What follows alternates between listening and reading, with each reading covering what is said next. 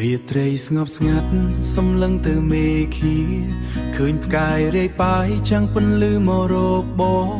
ស្រាប់តែនឹកឃើញភ្នែកស្រីម្នាក់នួនល្អងដែលបងបានជួបនៅស៊ូប្រមេតកាលពីថ្ងៃមុន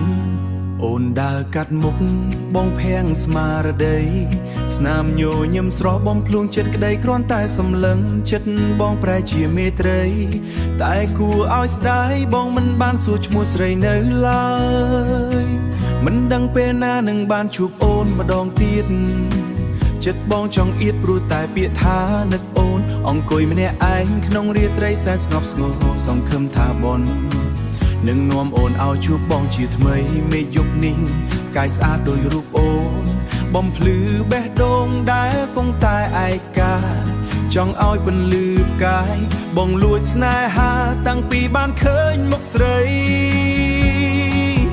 អោផ្កាយស្នេហ៍អើយជួយបងភ្លឺផ្លូវឲ្យបងផងឲ្យបានជួបនួនល្អងនោះដែលបងលួចបងប្រាថ្នាស្នាមញញឹមអូនផ្អែមហែមជាប់ក្នុងចិន្តាដូចជាផ្កាយលើមេឃាចាំងរៀងស្មីមកលើរូបបងទោះជួបគ្នាត្រឹមមួយផ្លែតតែបេះដូងបងចងចាំទោះជួបគ្នាត្រឹមមួយផ្លែតតែបេះដូងបងចងចាំ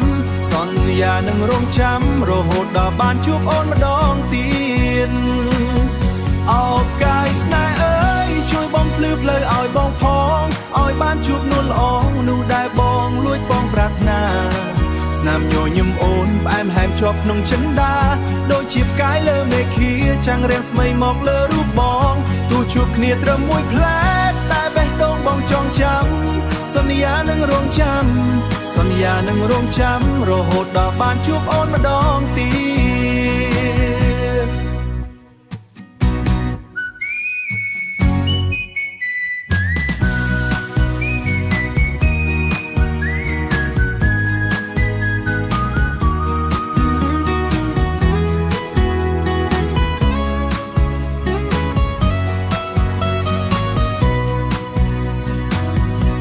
រដងដែលបងមើលផ្កាយបងឃើញតែមុខអូ